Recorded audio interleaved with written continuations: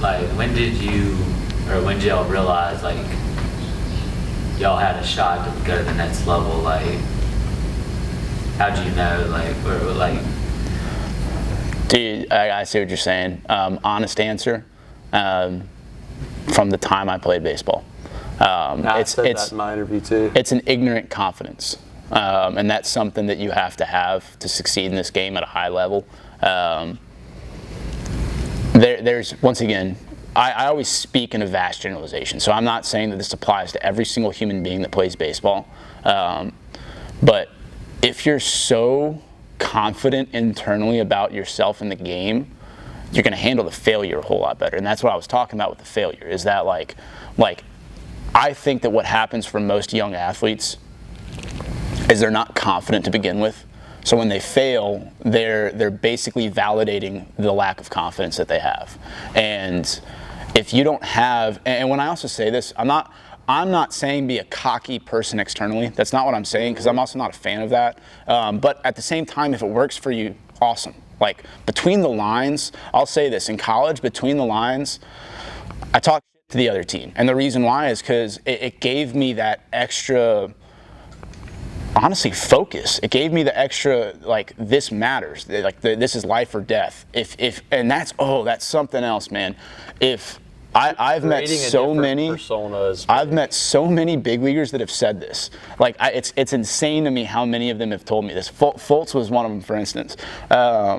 He literally, like, his mentality when he pitched is every batter that stepped in that box, he could visualize, like, taking food out of his daughter's mouth. And if you're in that state of mind, you're in a competitive state of mind, because it's life or death at that point. It's not a game. Oh, yeah. And I think that there's a fine line to walk there.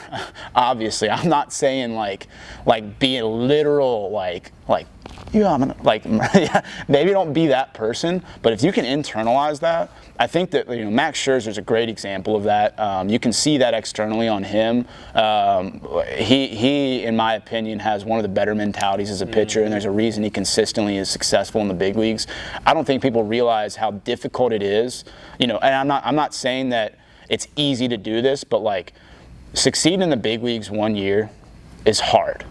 Succeeding in the big leagues year after year after year after year after year, look at what they're doing. They're doing something right.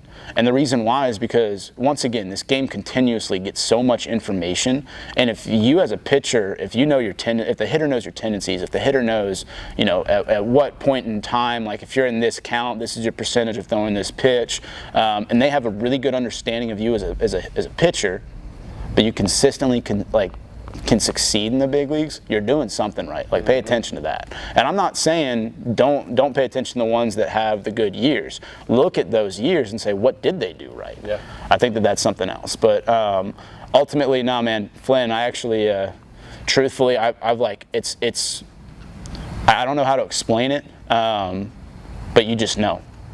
And you just show up every day, and it's like, it's a blind confidence. Yeah, it's like believing, like, and that's how I was even when I was a little kid. Like, that's kind of why after I got injured, I didn't care. Like, I cared that I'd gotten injured, obviously, but, like, I never once felt like this is gonna beat me, because on the inside, I truly believed I was supposed to make it, and I was going to make it. So, like, all the failures that I encountered along the way of training to try to make it back off the injury, and there was a ton of them, like, yeah, they would piss me off, and like, I would be a little down, but it never made me be like, man, like, I'm done, you know, like, because I truly believe, like, eventually, like, it's gonna work out for me. I'm gonna figure it out. Yeah. And that's kind of how I was as a kid too, in high school. Like, even if I had a bad game, like, yeah, I cared that I had a bad game, but also on the inside, I knew I'm gonna make it. I'm going to make it. Yeah. And that's something that not a lot of people have. But, like, if you have that, your chances are a lot higher. Because you can handle the failure. Right. That's what it comes down to. Because you have the ability to be, like, to see down the road. Goal, the objective, the goal, and you don't see the negative here. Right. All you see is the positive there. And you understand that in the long run, this one failure doesn't matter. That's where I messed up in 2021. That's where I failed as an athlete. Is I had the shred of doubt. Yeah. The second I failed, I said, "Oh man, I'm here. Can't get past this point." And looking back at it, that's where I failed last year or 2 years ago. And ultimately, that's my goal when I come back into it, is the blind confidence. And once again, I think internalizing it for me specifically is the best way to do it, because I don't like being a cocky individual. But at the same time, if you're not cocky inside your head, get cocky inside your head. In this conversation we've had with a few kids, know how good you are. Know that when you step on that mound or when you step in that box, ultimately, one, you put more work in. You can tell yourself that, and that's something that's also a reason that you got to show up every day and you got to get something done, because when you're competing and you know that you've put every single ounce of work and effort into it that you can, that blind confidence shows up. And the reason why is because you put the work in, and you know that subconsciously that hitter or that pitcher did not put the amount of work that I put into this. And because of that, I don't care how talented you are, I don't care how talented you are, I put more work in, I'm gonna beat you because of that. That's something that always. And having that belief that you're gonna make it. Yeah. That like you're going to make it. To me, it made me, and I know it does to other guys too, it made me work harder. Yeah. Because what it does is, like, you're gonna put more work in, and you're gonna take everything you do, you're gonna take it more serious, and you're gonna really work hard, because you feel like that all the work you're putting in, it's gonna benefit you. Yeah. You feel like it's all for a reason. Yeah. Like that there's no chance that it is a waste of time. There's no chance that that it ends up being for nothing. Yeah. So like you Yeah. put the time in and the work in, because on the inside you know that like you're gonna reap the benefits of it. Yeah. Gap year. First off, this is something that if as an athlete, as a baseball player, as an individual, human being, whatever, specifically to baseball though, because that's my personal experience, it's easier for me to speak on that. When taking a gap year, something that has to be taken into consideration first and foremost is you have to be well aware that if you step away from this game, there's a chance that you never get to come back. And that's something that, don't ever take that lightly. That's something that if you're debating on taking a gap year, if you're debating on stepping away from the game, or whatever it is, you have to be aware that you can potentially never play this game again. If that's something that you can handle, and I'll speak on somebody else's behalf, somebody that actually helped me through this, Mark Appel, a little shout out to Mark.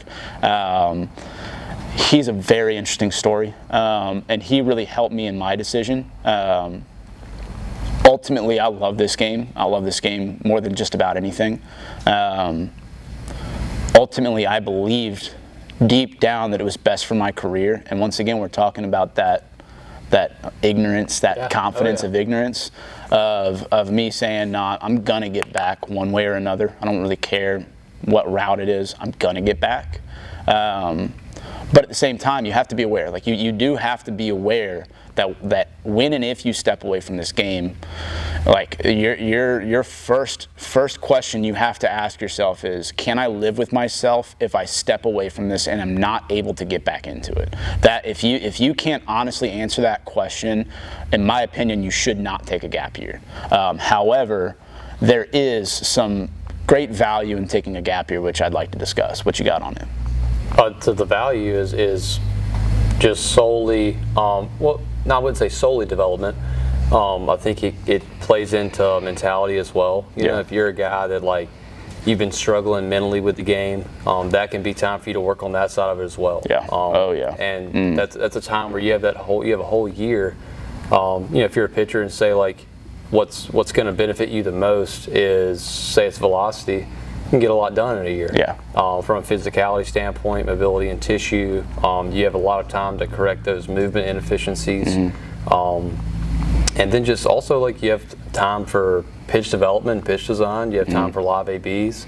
But I think that it all depends on the athlete. If you're someone that you don't naturally have, or you're not going to be able to make yourself get up every day and work, don't do it. Yeah. Simply put, You're going to do fail. not do it. You're going to fail. Yeah.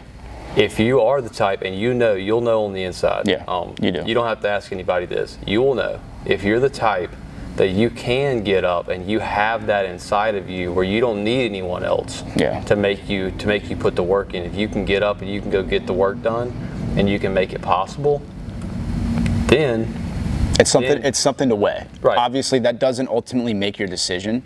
We talk about it with a few guys that have made that decision. I know it's so cheesy, but the pros and cons. Yeah. You know, and I think that for me, what I was able to do, anytime I make any big life decision, whether it's in baseball or outside of my life, it's difficult, but I always try to visualize myself in like 10 years. And I play both scenarios. And I say, okay, I'll use my own personal experience for this. I'm currently taking a gap year. The reason I've taken a gap year is there's a few personal reasons, but one big one is mentally. My mind and my heart would have been split between two things. And like I said, the higher you get in this game, if you're not giving your full self to it, you will not succeed. And I was aware that me going into this season was, I don't want to say it was my last chance to kind of show them that I'm a big league pitcher, but I'm getting up there. I'm 26 years old, and it's. Yeah, you're old. Yeah, I'm getting up there from a minor leaguer standpoint, and I was aware that I really had to make maybe not jumps, but I had to show them that I'm a big league pitcher. And I knew that where I was at mentally and where my heart was at, that I would not be able to do that because I could not give my full self to the game.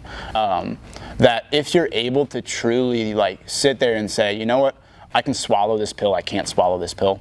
That's what made the decision for me. And once again, the other thing, I think that it has to be said, stepping away from this game is hard. The phone call that I made emotionally was very difficult. I had to really, really sit down and the seconds, the minutes before that phone call, I knew there was a chance that they said, all right, you're released. I knew there was that chance. That's hard when you've put everything you have into this. I think that ultimately that's what we're talking about is don't ever make the decision lightly, because it's not a light decision. But ultimately, if it's at the end of the day, if you can objectively look at yourself and say, I know myself, this is what's best for me, whether it's for my career or for my own life, it's what's best for me. Make the decision and don't let fear hold you back. That's another one. The unknown for a lot of people is terrifying, and I think that most people actually know, and they're afraid of what they know. And I think that's something that Absolutely. I wish people talked about that more. But.